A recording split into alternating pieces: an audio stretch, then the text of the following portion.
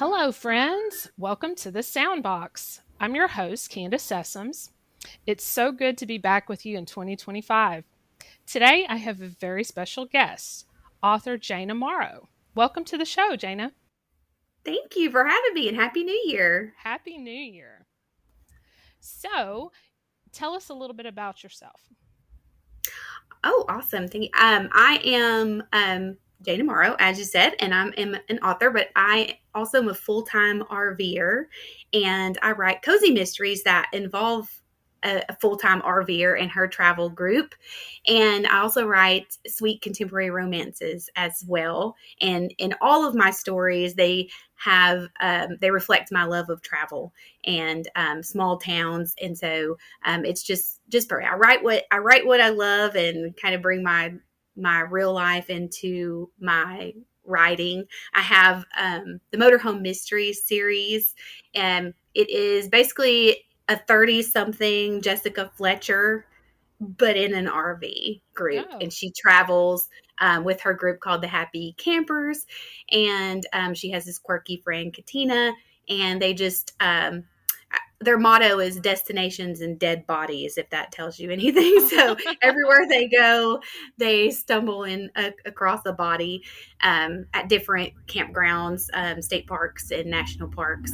Love it. And then I also write sweet contemporary romances. I have two out right now. The Marriage Spell, which is basically Overboard meets Bewitched, oh, and it's really fun. And then the Fairy Tale Inn, which has a competition to win an inn, and it's a fake marriage trope. Both of those are fake marriage trope, which I enjoy very much. oh, those are great tropes too. Yeah. Well, you told me that you've never listened to classic radio. Nope, never. I'm So, a fan.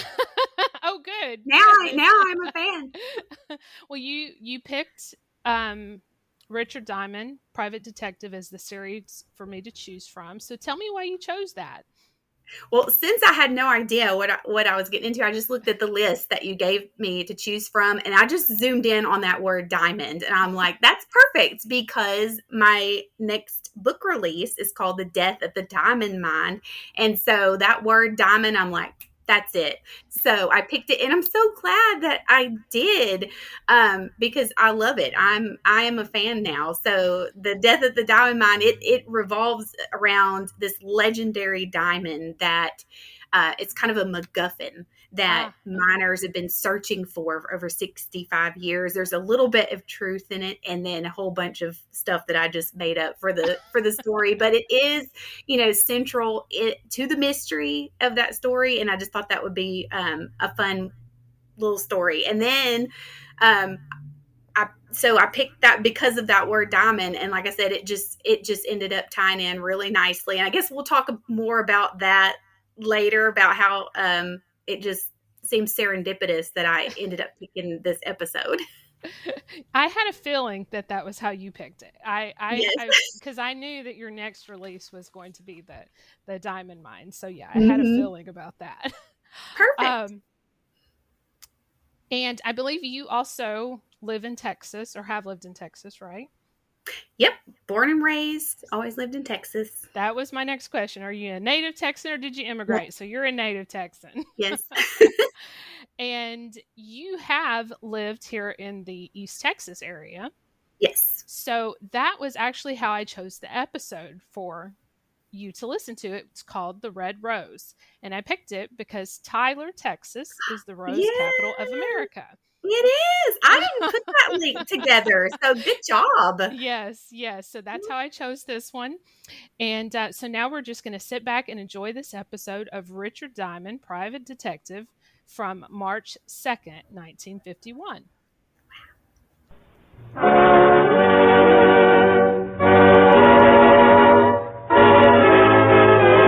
The makers of Camel cigarettes present Dick Powell as Richard Diamond, Private Detective.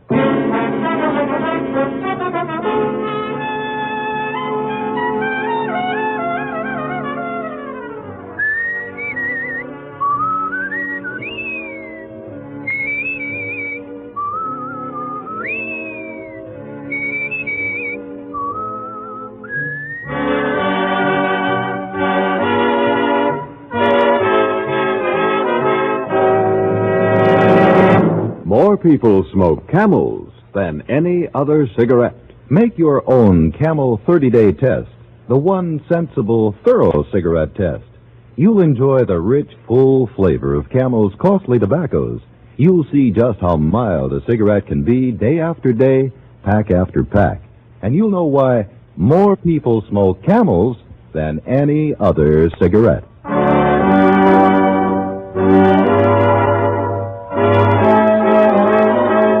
Here transcribed is Richard Diamond, Private Detective, starring Dick Powell.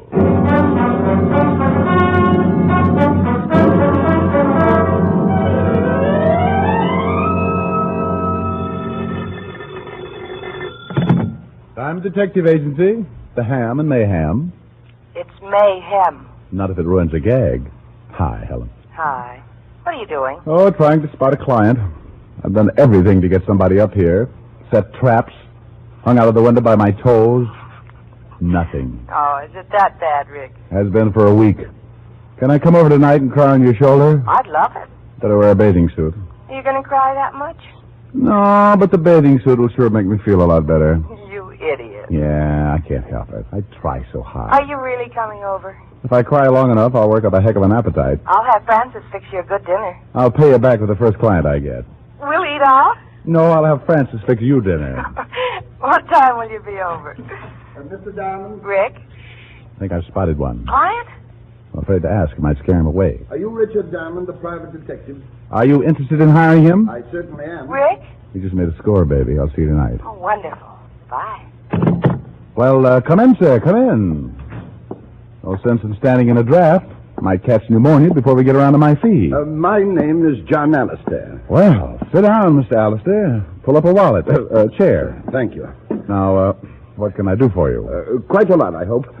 2 days ago, I made arrangements for my own assassination. Huh? It's really very simple. Well, so am I sometimes. Maybe you better be a little bit more specific. Well, I was bankrupt, in danger of going to prison. I have a family, a wife and 2 children. And an insurance policy. That's right. If I was to be killed, my family would be well taken care of. You said you were in danger of going to prison. Why? Well, I'll be perfectly honest. I embezzled money from my firm. Oh, embezzlement. Well, you can get a lot of years for that. Yes, so I decided to do away with myself, leaving instructions for my wife to replace the stolen funds. She could live quite comfortably on the rest. I knew suicide would revoke the insurance policy, so I went to the only underworld character I knew, a man named Gimpy. A long time ago, he'd been my bootlegger. Oh, yeah, I know him. They poisoned me once. I told Gimpy I wanted to hire a man to kill me, a professional assassin. Gimpy said it could be done, and I gave him $200.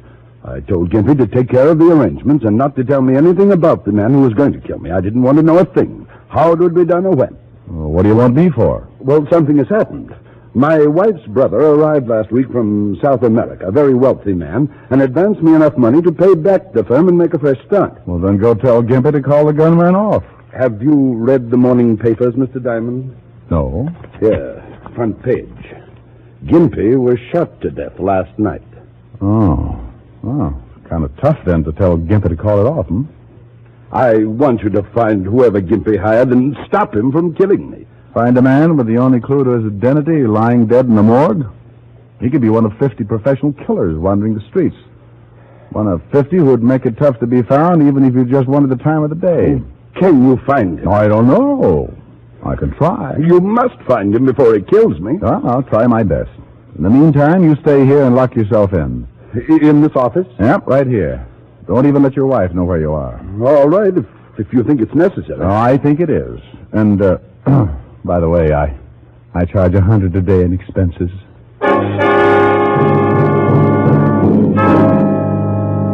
I guess his brother-in-law had given him enough money for a high-priced private detective because he handed me $100 and agreed to lock my door and not answer it for anyone but me. I left the office and headed for the Skid Row Bistro where Gimpy had died on the dirty floor. It was called the Black and Red, and the bartender was wearing an apron that looked like he'd been making hash on it. Yeah, Gimpy got killed here. Right over there. The clean spot near the bar. He bled a little. You know who gunned him? What am I answering your questions for? Because I'm asking him. That ain't enough. I got a fetish for living. I'm a private cop. Well, that's the worst thing you could have said. You better buy a beer or take a walk. Huh? I'd buy. You don't even have to change the $10. You think I'd tell you something for a lousy 10 fish? Yeah? Well, you're wrong. I don't know nothing. You were in here, weren't you? Yeah, on my stomach behind the bar. You saw it start, didn't you? You want me to tell you as much as I know? Unless you want to play another tune. We could dance. $10 for what I know? You don't think it's worth it, huh? Nah. But I seen the 10 and it made me greedy. Okay, here. Live a little. Thanks. Well, Gimpy was standing over there drinking a beer. These two guys come in and one of them walks up to him. What did they look like? Two guys, big guys, hats, coats with their collars turned up, the whole bit. Looked like just what they was. This one guy started arguing with Gimpy about some money. You hear the conversation? Yeah, something about wanting all the 200. Well, Gimpy gets a little nasty. He was like that, you know, a nasty little guy. Well, the guy gets tired of arguing and pulls a gun. Gimpy tries to climb the bar, and he must have been halfway over when the guy cut him in two. By then, I was flat on my face waiting for mine. But these two guys took off, and I called the cops. Wait the 10? You don't remember what either one of the guys looked like? Nah, I was minding my help. Okay, thanks. Hey. Yeah? I don't know whether it means nothing, but the guy who killed Gimpy was wearing a small red flower in his buttonhole. A red flower like a rosebud. I remember it. Funny a guy like that should be wearing a pretty flower.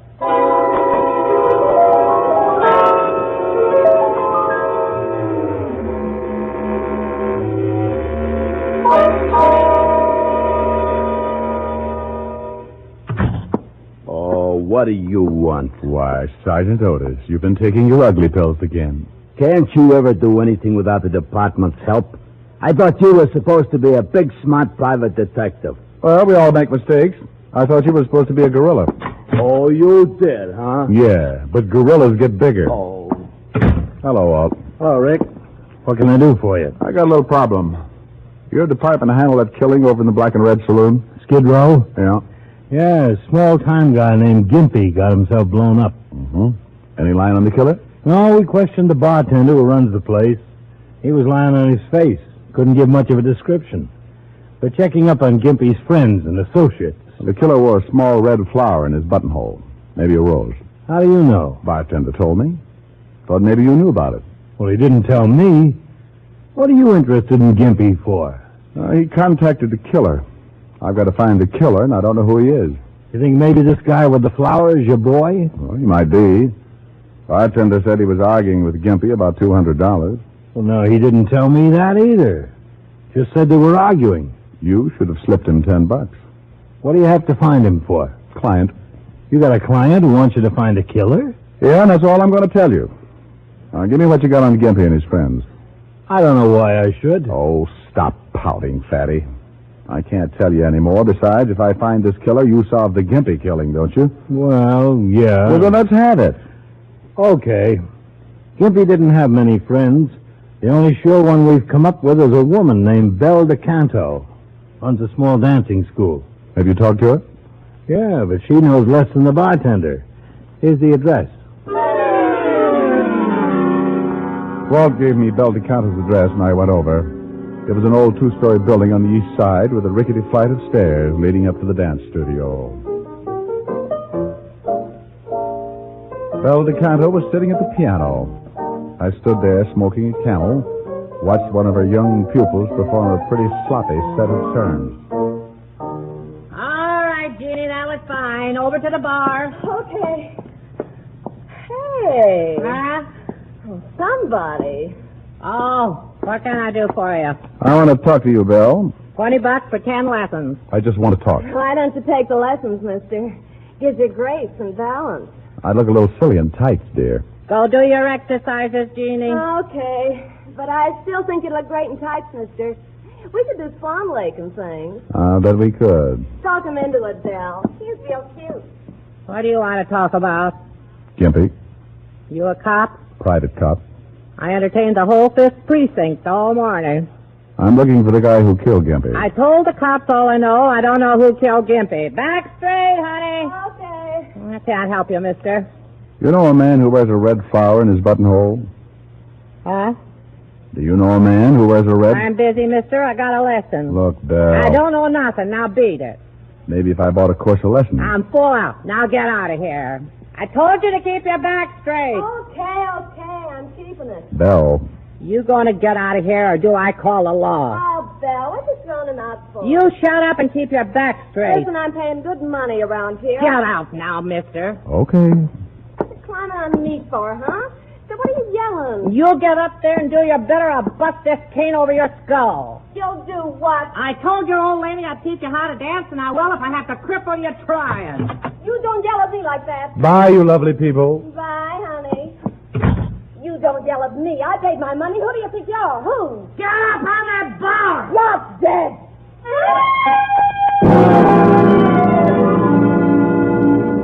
It was pretty obvious my mention of the man with the red flower had set off Belle DeCanto's charming temper. And it was even more obvious that to Belle, the man with the red flower spelled some kind of trouble. The third and most obvious point was that I wouldn't get anything out of Belle even if I dropped her in a pit full of enraged mice. I started down the steps of the dance studio, heading for the street, and I stopped cold. Something on the third step set off little bells in the space in my head reserved for danger. There, on the third step, was a small red rose, and it hadn't been there when I went in. I stopped and thought about it. Maybe the man I wanted was in the building. I looked around. Only one other door besides the studio, and that led to Belle's apartment above. I went up there and looked around. Nothing. Then I got a pretty scary thought. Maybe the man with the red rose had tailed me, waited around listening at the door. If he'd found me, maybe he'd found my client.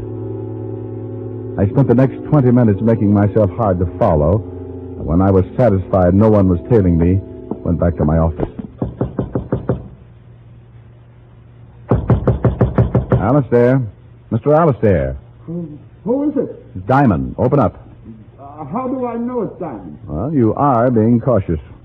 You gave me a $100 retainer. I told you to lock yourself in my office and not to answer to anybody but me. Did you find out anything? Close it and lock it.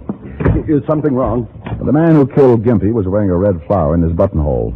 I met an old biddy who runs a dancing school, and when I mentioned the flower, she froze up like a clam in a bale of glue. Who is this man with the flower? I don't know, but before he killed Gimpy, he argued with him about some money. $200. Well, that's the amount I paid Gimpy to hire the assassin. Yeah. I think the man with the flower is probably your killer. When I left the dance studio, I found this. A red rose? Uh-huh. I think maybe he's tailing me. He knows I came to see you. I don't know. I think he's found out I'm looking for him. Maybe figures I'm trying to catch him for killing Gimpy. Anyway, you're not the only one on the spot now. But what'll we do? If he's looking for me, there's no sense in letting him find you, too. You got to get out of here. But where? Well, an out-of-the-way hotel I know. Manager's a friend of mine. But what if this killer finds you? That's a good question. I hustled John Alistair out on the fire escape, and we climbed down to the floor below, just in case our boy with the red rose was waiting outside my office. We climbed into the 7th floor hall, made our way to the service elevator and down to the alley. A half an hour later, I'd deposited Alistair in room number 11 of the Bunker Hill Hotel in charge of the manager, a one-time safecracker named Herman Clipp. I'd done a lot of favors for Herman, and he assured me Alistair would be safe, and that no one would be allowed to see him unless his name was Diamond, and he had the bluest eyes in the private detective business. It was 6 o'clock by the time I left the hotel, and I kept to the side streets in case the man with the red rose might be close. It was certainly one way of finding him, letting him find me. But I wanted to be ready for it, and I didn't want to be around my client when it happened. I went back to my apartment on 51st Street.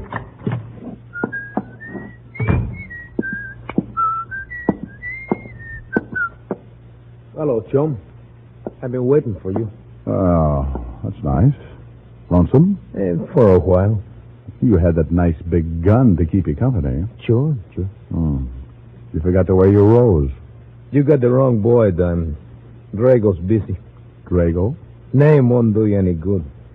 I'm going to kill you. Drago's the boy with the red rose? Turn on the radio.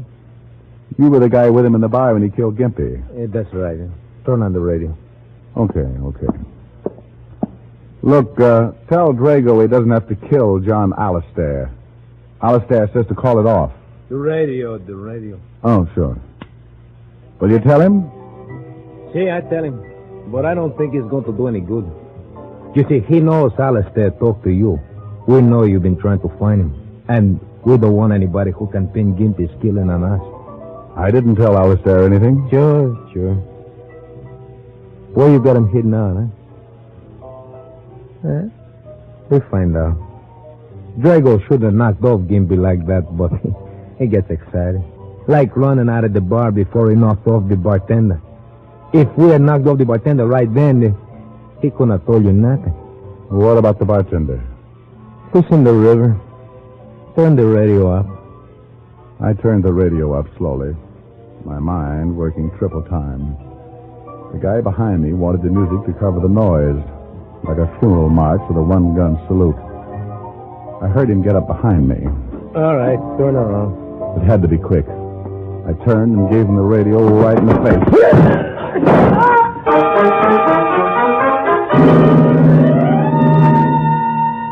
I had twisted his gun right into his stomach.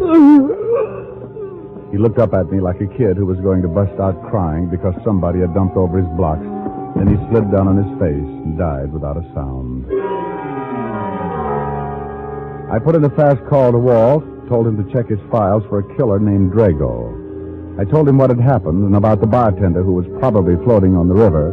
Then I took off for Bel DeCanto's dance studio. The man I just killed had said Drago wasn't going to leave anyone around who might pin the Gimpy killing on him. And Drago had left his red rose on the steps outside of Bel's studio. When I got there, the big dance hall was dark. So I went up another flight to Bel's apartment.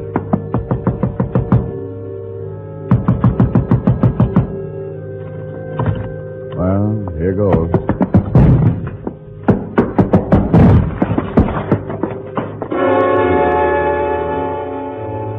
Bel was there all right, and Drago had been there.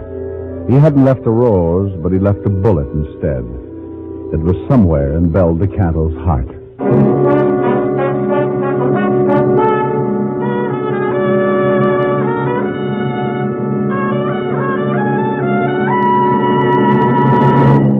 Before we continue with Richard Diamond, here's an important question. How mild can a cigarette be? One puff won't tell you. One sniff won't tell you. It takes day in, day out smoking to find out how well a cigarette agrees with your throat.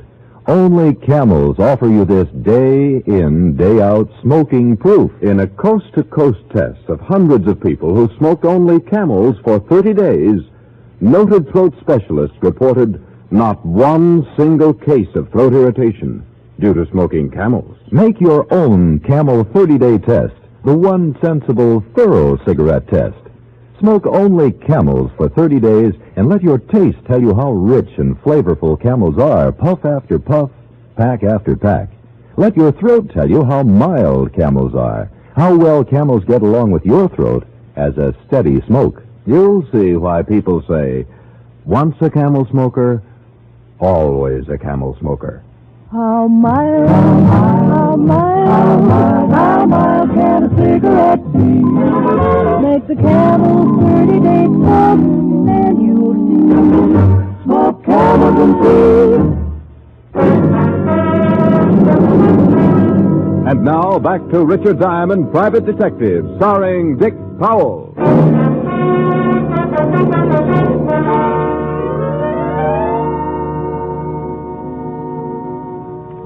Well, here's all the information, Rick.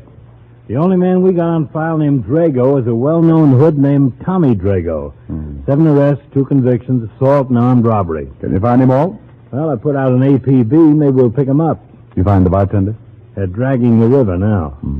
The guy in your apartment has been identified as Giulio Bassadi. Arrested once with Drago. Supposed to work together. Yeah.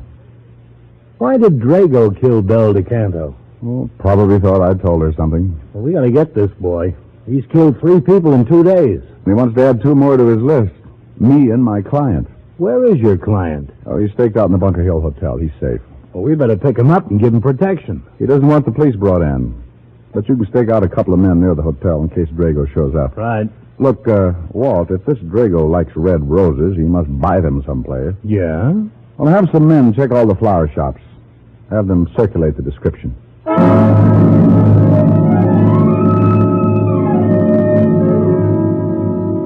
For the rest of the day and into the evening, the entire precinct turned out to look for Drago. Each man had a photograph, and they toured every flower store in the city, showing the photograph and asking questions. Walt and I even took one section, wore out a lot of pavement and several good inches of shoe leather, trying to find someone who might have been selling the roses to Drago. By 6 o'clock, we were back in the precinct, discouraged, and, as Walt said... Oh, I'm beat. Yeah. You want some coffee? Yeah, might as well. We took in 12 shops. Here. Thanks. Looks like the guy grows his own.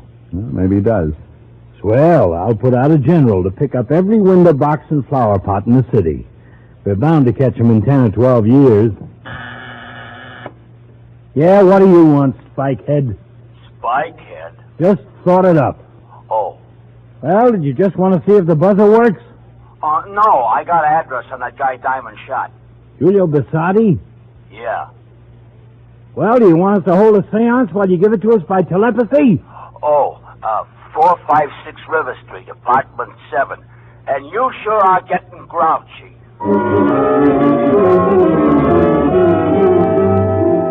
Walt and I piled into the squad car and took off for 456 River Street. There was a chance that the man who wore the roses might live with his partner, Julio Bissotti. We found the manager. He led us into the apartment, and after 15 minutes of pretty extensive house wrecking, both Walt and I came to the same conclusion. Julio Bissotti lived alone and liked it. We hit the street pretty discouraged. Well, come on. Hey, Walt.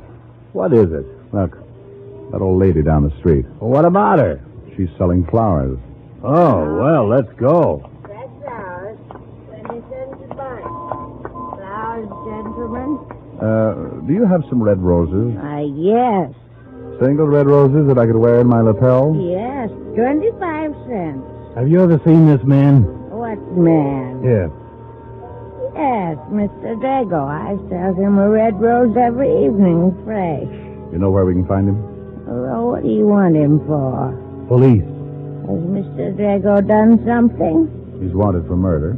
Oh, no, how terrible. You seem like such a nice man, so generous, he dressed so nicely. He's killed 3 people. 3 people. Do you know where he lives? 3 people. Yes, he lives in the next block. I don't know the number. I'll have to show you. Here, I'll take all the flowers you've got. The old flower woman showed us the building, and again we dragged another manager out to let us into Drago's apartment. This time we went in low, ready to shoot if Drago happened to be home. He wasn't. And once again, we tore another place apart. Find anything? No, not yet. Get a load of this closet. Drago really dresses. Hey, Walt. Yeah? You find something? Look at this telephone pad. What about it? The writing. Read it. Bunker Hill. Bunker Hill Hotel. That's where my client is. Drago's found him.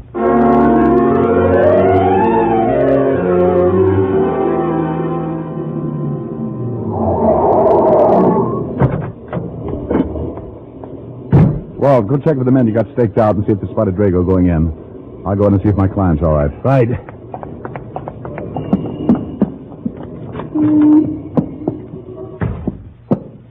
Herman. Herman. Oh. Rick? Over here, Walt. Herman is out cold. Herman? Yeah, the manager. Oh, he looks pretty bad. Yeah, he's really out. Drago? Your men see anybody? No, but he could have slipped in. Now, let's get up to my client. Well, come on. I'm looking for the key. What room? 11. Well, it's gone. I had my client locked in. Come on. Second floor.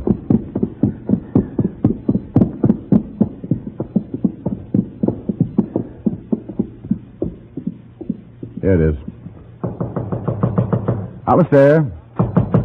Alistair, it's Diamond. Diamond, get me out of here. He's been here. He's got a key. Where is he? He tried to get in, but I have the chain lock on. Then he tried to break it down. I pushed the furniture in front of the door. Get me out, please. Just take it easy. We'll try and break it down. The furniture's still there. Or get it out of the way. Yes.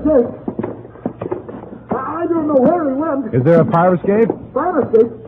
Yes. There's an escape right outside my window. Good heavens, Diamond. Just keep moving the furniture. But the fire escape... Just move the furniture. Walt, yeah? You stay here. I'm going out on the fire escape. It figured. If Drago couldn't get past the furniture, he'd get in another way. I ran to the end of the hall and out on the escape. I turned the corner of the building and started for my client's room. He's on the escape. He's coming down. I can hear him. Get me out. Get me out. At first, I thought my client had heard just me. But then I saw him climbing down from the floor above, a gun in his hand, the polished barrel shining in the moonlight. As he reached the window, Alistair went crazy. He's outside the window. No, please. I leaned against the building and steadied my arm just as he broke the window. No.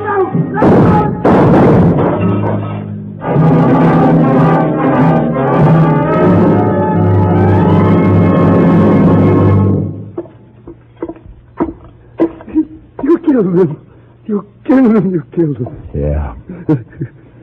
Funny. What was done? Shot him right through his red rose.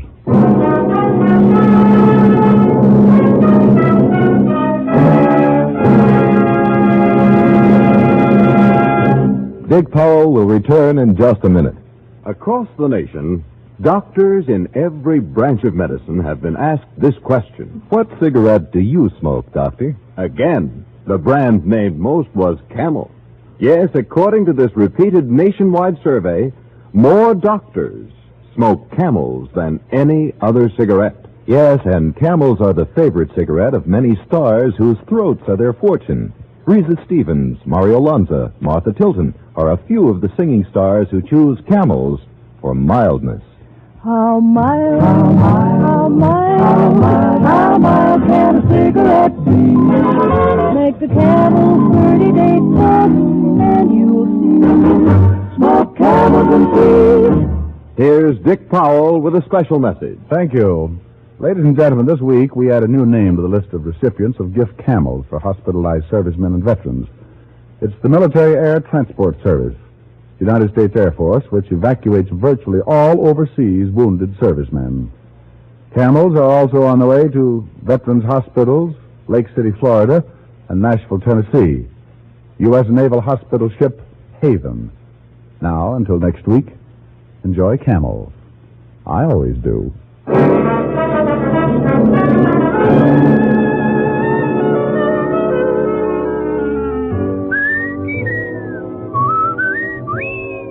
Dick Powell can now be seen starring in the RKO film Cry Danger. Tonight's adventure of Richard Diamond was written by Blake Edwards with music by Frank Worth. Our director is Helen Mack.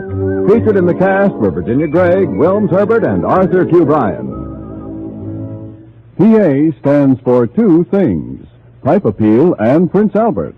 They go hand in hand, for Prince Albert's Choice Tobacco has a rich flavor and a delightful natural aroma. PA is crimp cut for smooth, even burning, and it's specially treated to ensure against tongue bite.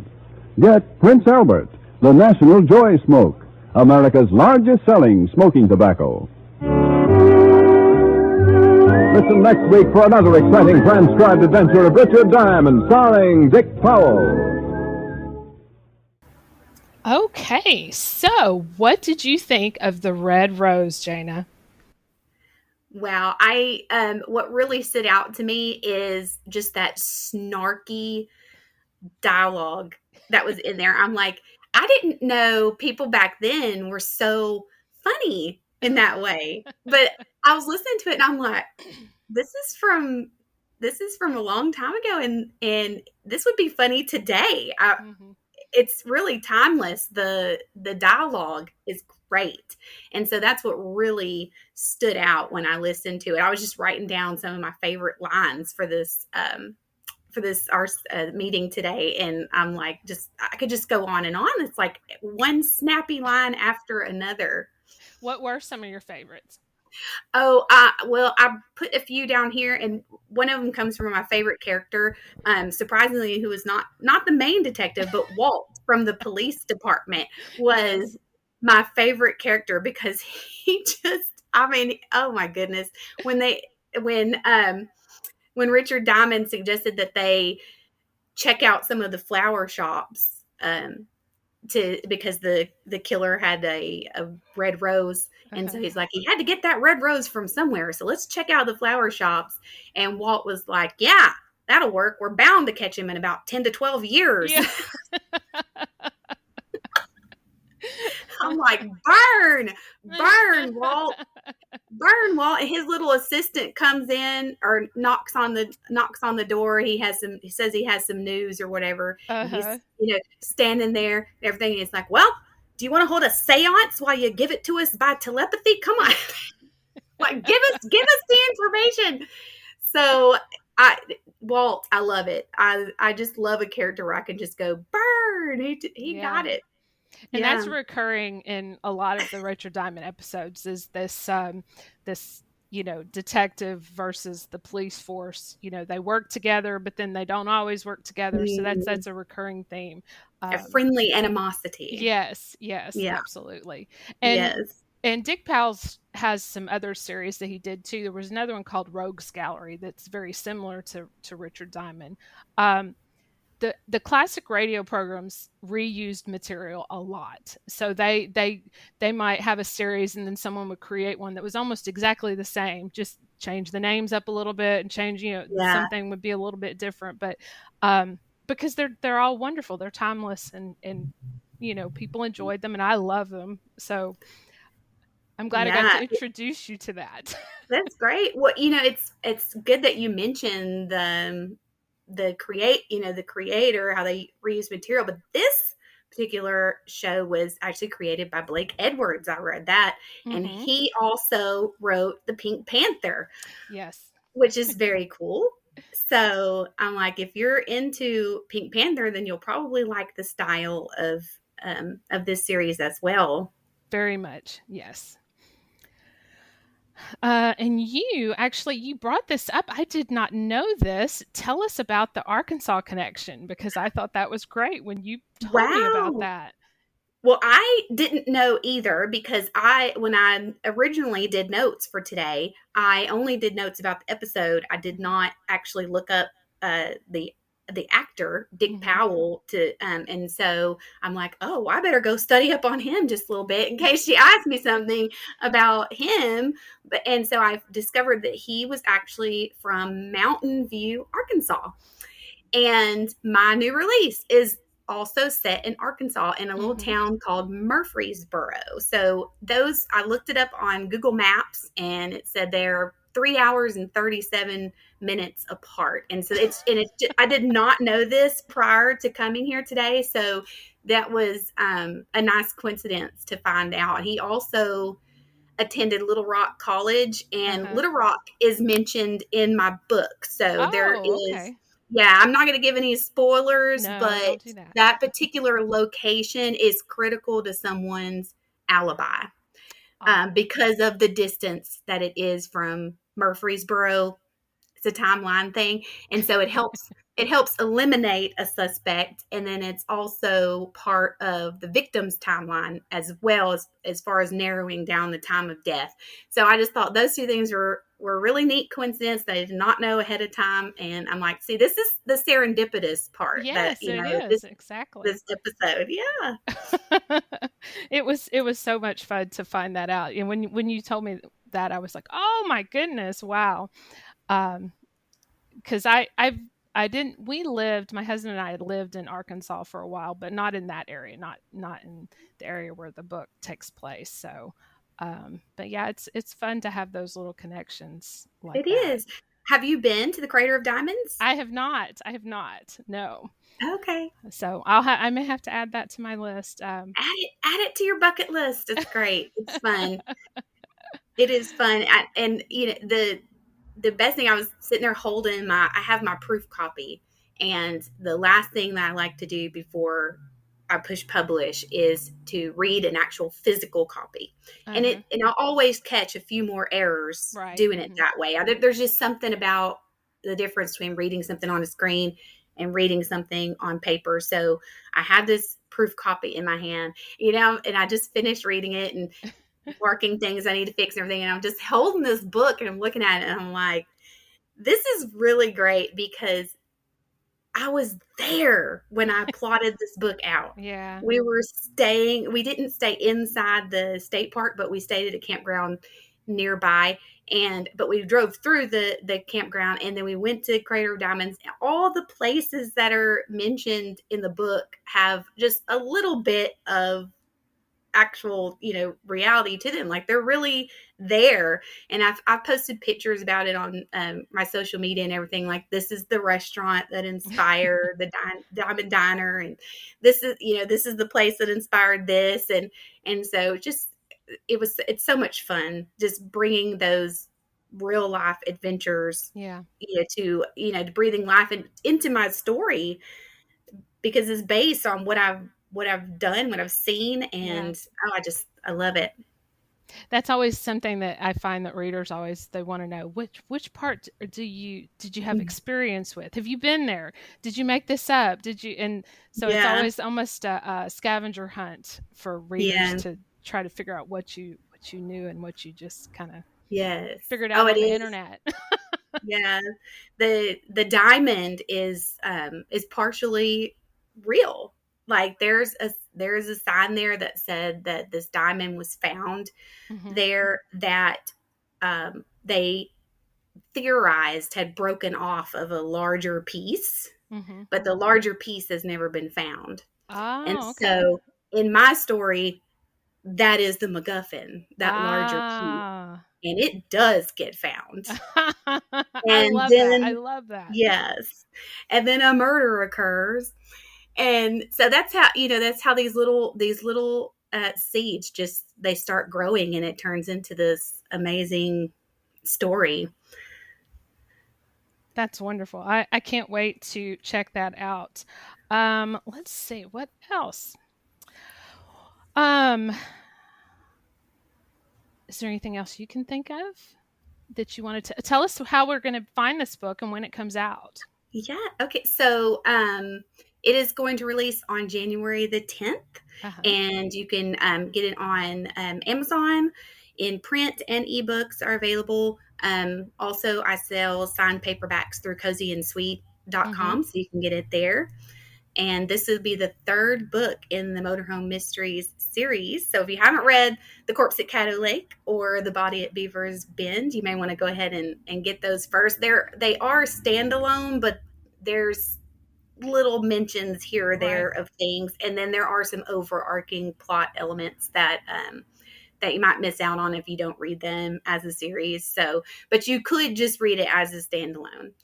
I'm trying not to do too much so that you can't read them separately, but it is the whole series, and then be on the lookout for the next one right behind it, the Casualty at Crystal Beach. That is good. I'm really looking forward to that. And we will have some links in the Substack page when this goes live, so people can click on those, and then they can find you. What's your website again? JaneMorrowBooks.com. JaneMorrowBooks.com. Okay. Well, thank you so much for being with me today and for listening to The Red Rose, an episode of Richard Diamond. I'm so glad you enjoyed it.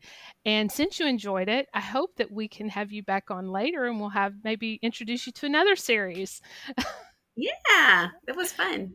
Maybe find me a beachy one for next time. We'll do it for the Casualty at Crystal Beach. I will definitely start looking for that. Well, thank you everyone who's listening, and thank you so much for Jana for joining us today. Remember, you can follow the Soundbox wherever you're listening, whether that's on Substack, Spotify, or YouTube. And be sure to check in next time because I'll be back with another dash into the past.